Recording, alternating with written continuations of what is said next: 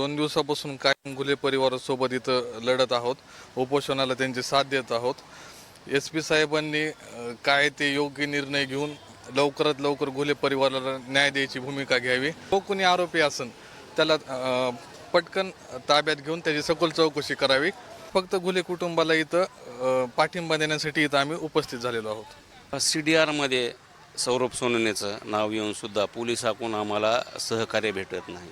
परंतु तो खासदाराचा मुलगा आहे, खासदाराला माफ आहे का? आपल्या मुलाला वाचवण्यासाठी याच्या अधिवेशनामध्ये वार आहेत. अधिवेशन सुरू असताना 3 दिवस अधिवेशनामध्ये खासदार का होते?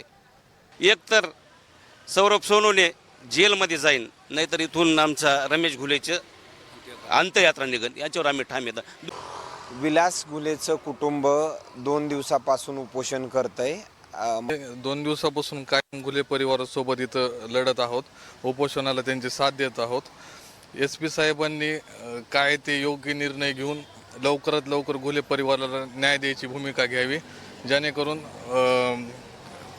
त्यांना सहाय्यता भेटन आणि लवकर न्याय भेटण्याची त्यांची अपेक्षा आहे ती पूर्ण होईल. आणि लवकरात लवकर SP साहेबांनी, कलेक्टर साहेबांनी मनावर घेऊन जो कोणी आरोपी असेल त्याला पटकन ताब्यात घेऊन त्याची सखोल चौकशी करावी.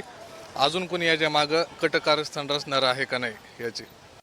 काय नेमकी बाकी इतर काही तुमच्यामध्ये आणि त्यांच्यामध्ये आता काही चर्चा वगैरे झाली किंवा तुम्ही त्यांच्यासोबत काही विचारपूस केली त्या प्रकरणासंदर्भात? नाही, अजून तशी काही चर्चा नाही झाली. पण आम्ही फक्त घुले कुटुंबाला इथं पाठिंबा देण्यासाठी इथं आम्ही उपस्थित झालेलो आहोत. खरं तर 2 दिवस झालं उपोषण सुरू आहे. पोलीस प्रशासनाकडून ज्या पद्धतीनं सहकार्य भेटायचं तसं भेटत नाही, असं थेट त्यांचं म्हणणं. CDR मध्ये सौरभ सोनवणेचं नाव येऊन सुद्धा पोलिसाकडून आम्हाला सहकार्य भेटत नाही. जर या जागेवर एखादा सर्वसामान्य असता तर CDR मध्ये आला की पाठीमागच तो गाजीचा आड दिसला असता. परंतु तो खासदाराचा मुलगा आहे, खासदाराला माफ आहे का? CDR मध्ये येऊन सुद्धा खासदाराचा मुलगा बाहेर राहतो, हे खासदाराला माफ आहे का? मग आम्ही गरीब आहेत, ही आमची चूक आहे का? आम्ही खासदार एकदा मुख्यमंत्र्याची भेट घेतो, एकदा अमित शहाची भेट घेतो, फक्त आपल्या मुलाला वाचवण्यासाठी याच्या अधिवेशनामध्ये वार आहेत. अधिवेशन सुरू असताना 3 दिवस अधिवेशनामध्ये खासदार का होते? अधिवेशनामध्ये आमदार पाहिजेत, खासदारच आहे काय? आम्ही वर जाऊन भेटतात फक्त आणि फक्त आपल्या मुलाला वाचवण्यासाठी त्यांचा आटापिटा आहे. खरं तर ज्यावेळेस ह्यांनी त्या तक्रारीमध्ये नाव घेतलं होतं, नंतर एकदम शेवटच्या दरम्यान मात्र चौकशी झाली तरी पण मात्र अटक झाली नाही आहे. तक्रारीमध्ये नाव घेतलं, पूर्ण यादीमध्ये नाव घेतलं, चौकशी झाली. सरळ विलास घुले यांनी शेवटच्या क्षणी रमेश घुलेंना पूर्ण वृत्तांत सांगितला आहे, कशा प्रकारे सौरभ सोनवणेचा याच्यामध्ये सहभाग आहे. तरीसुद्धा पोलीस याच्यावर काही कारवाई करीत नाहीत आणि आरोपीला वाचवण्याचं काम करीत आहेत. आत्ताच आमची चर्चा झाली, एकतर सौरभ सोनवणे जेलमध्ये जाईन, नाहीतर इथून आमचा रमेश घुलेचं अंत्ययात्रा निघन, याच्यावर आम्ही ठाम येतं. दोन्हीतली एक घटना कोणती होणार, तो मध्ये जाईल, नाही तर आमच्या रमेश घुलेची इथून अंत्ययात्रा निघन, हे काळ्या दगडावरची पांढरी रेघ आहे. खरं तर उद्या पोलीस महासंचालकांचा बीड दौरा आहे, त्या दरम्यान तुम्ही त्यांची काही भेट वगैरे घेणार आहात किंवा त्यांच्याकडे तुमची काही मागणी असणार आहे? आम्ही वेळ मागितलेला आहे आणि आम्ही न्यायाच्या मार्गाने डॉक्टर बाबासाहेब आंबेडकरांनी जो आम्हाला दिलेला न्याय त्याच्या मार्गाने आहोत.